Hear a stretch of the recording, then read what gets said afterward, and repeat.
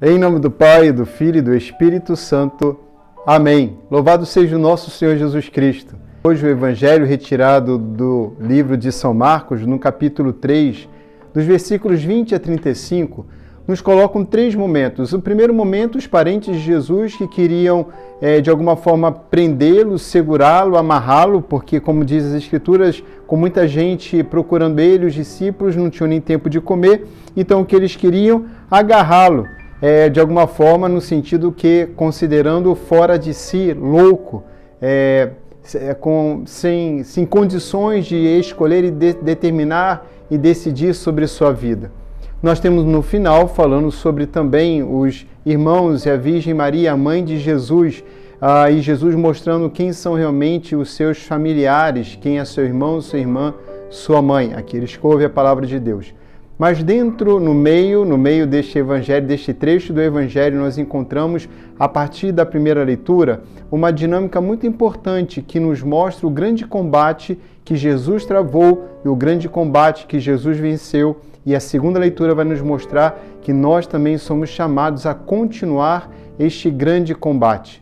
A primeira leitura vai nos colocar diante do homem, o homem que se esconde de Deus, a realidade da humanidade. Quantos, inclusive aqueles que conhecem Jesus ressuscitado, aqueles que se dirigem à igreja, que comungam, pagam o dízimo, participam da comunidade, quantas vezes não somos nós tentados a nos escondermos de Deus, nos afastarmos das coisas de Deus ou assumir uma vida sem Deus, mesmo dentro da igreja, na medida em que pecamos.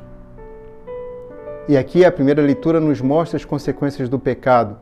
O homem que se encontra tumultuado não se encontra mais a si mesmo. O homem que encontra no outro, na sua parceira, no seu parceiro, nas amizades, um inimigo. O homem que precisa se esconder de Deus, porque tem medo. Ora, Deus é amor. Como poderemos ter medo de Deus, se não por uma grande obra uma grande obra errada feita por nós, sendo induzidos, tentados por Satanás, o único que sai vitorioso e alegre desta situação quando você peca. Se você tem um ganho de prazer, a perda pelo pecado é muito maior. É assim que nós somos chamados a não nos escondermos, não termos medo de Deus. Nós não precisamos fugir da voz de Deus. Nós somos chamados agora, por meio de toda a revelação da misericórdia de Deus através de Jesus, a nos aproximarmos do Senhor, sobretudo quando nós pecamos. Este grande combate, esta grande leitura nos mostra que há este combate do qual eu falava entre dois reinos. O reino dos infernos e o reino dos céus. Jesus que combate por nós. Jesus que na grande batalha foi vitorioso, passando por toda a dinâmica da encarnação, de todo o processo da sua vida pública de evangelização, o Senhor chega ao ápice no Horto das Oliveiras, sendo assim conduzido como cordeiro imolado que em silêncio é conduzido ao matador e Jesus morre para nos salvar. E morto, o demônio perde, porque o Senhor vai até os infernos, ele desce à mansão dos mortos para resgatar todos aqueles que haviam morrido sob o império, sob o domínio de Satanás. Esta grande vitória e esta grande descida à mansão dos mortos, aos infernos, nós a celebramos em todo o rito batismal. É ali que o Senhor vence em cada homem e mulher que é batizado novamente Satanás. Nós nascemos marcados pelo pecado original e no batismo nós somos perdoados, lavados do nosso pecado original, para podermos servir a Deus. Esta é a grande questão. O Senhor nos coloca dentro do Evangelho nesta dinâmica do poder que ele tinha. Nada incomodava tanto os fariseus, os escribas, os doutores da lei, os chefes religiosos daquela época, os sacerdotes, nada incomodava tanto quanto o poder de Jesus de expulsar os demônios. Não tanto a cura, mas o poder de expulsar demônios, um grande sinal do enviado do Messias. Porque curandeiros poderiam haver vários, e não exatamente dentro da conformidade da lei judaica, de outras religiões inclusive. Mas expulsar demônios, este é um grande sinal. Um sinal de poder do qual eles invejavam. Existe um seriado chamado Chosen, que mostra que, sobretudo, Nicodemos fica, e não apenas Nicodemos, mas todo o Sinédrio, fica muito espantado com o poder daquele homem que expulsava demônios. E neste seriado Chosen, mostra Jesus e Madalena, e é o grande caminho de conversão a partir da libertação de Madalena, de Nicodemos. Dentro da história, assim que se coloca. Mas para vocês entenderem quanto que o poder de expulsar demônios realmente revelava a grandeza da missão do Senhor e exatamente aquilo que ele realizou e dizia na grande batalha. E agora nós continuamos a guerra. Por quê? Porque o homem forte foi vencido por um homem mais forte. O Senhor entrou nos infernos, amarrou Satanás. O Senhor vence, amarra o dono da casa, amarra Satanás. E ali para saquear os seus bens. E nós somos aqueles que estávamos nas garras do demônio, marcados pelo pecado. Existe uma frase muito interessante e muito profunda de Blaise Pascal, que vale a pena aqui recordarmos. Blaise Pascal vai dizer: nenhuma religião, exceto a nossa, ensinou que o homem nasce no pecado. Nenhuma seita filosófica nunca escreveu isso. Nenhuma. Portanto, nenhuma delas disse, portanto, a verdade, que nós nascemos no pecado.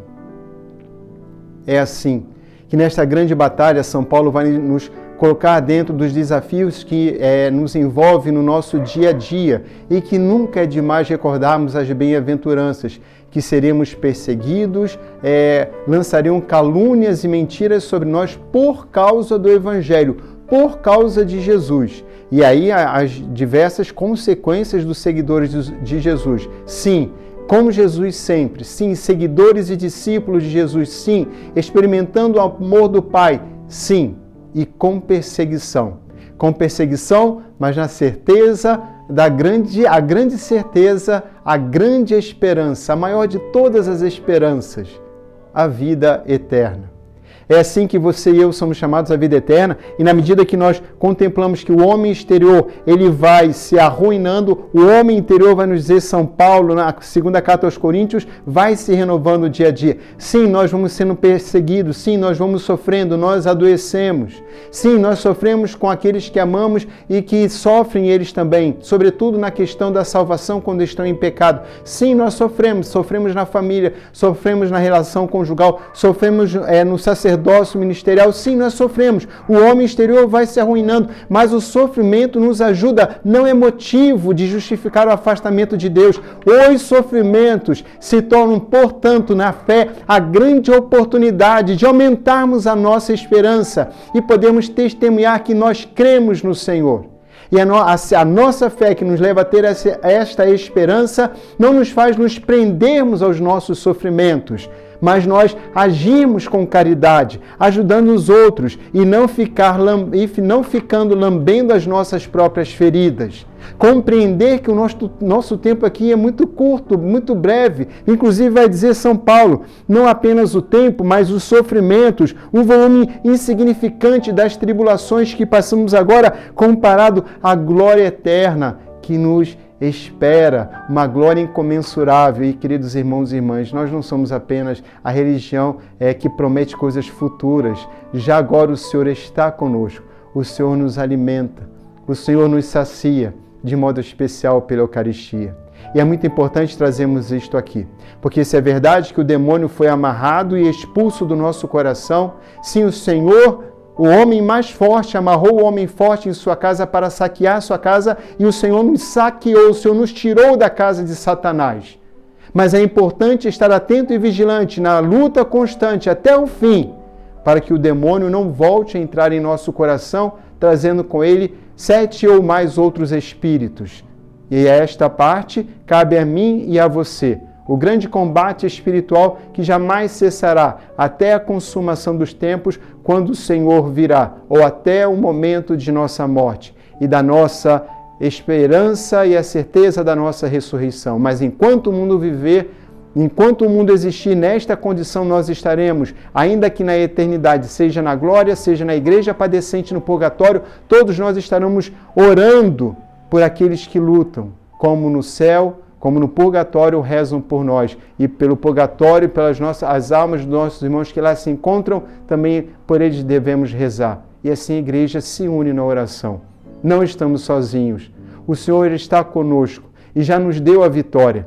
Cabe nós identificarmos e glorificarmos a Deus em tantas vitórias que nós devemos ter. E não vivemos como derrotados, mas realmente aproveitar todas as oportunidades que temos para glorificar a Deus com as vitórias que vamos alcançando dia a dia, com o nosso autodomínio, com as nossas escolhas, com a nossa determinação, com o nosso desejo sempre de fazer a vontade do Senhor e afastando-nos, voltando a fazer a vontade do Senhor, com a força e o poder do Espírito Santo e com a ajuda e o amor dos nossos irmãos de comunidade. É assim que temos a certeza que esta tenda que moramos é muito frágil, cheia de fragilidades, mas o Senhor nos reserva uma outra moradia, diz São Paulo, no céu. O Senhor esteja convosco, abençoe-vos o Deus Todo-Poderoso, Pai, Filho e Espírito Santo. Amém. No Senhor, toda graça e redenção.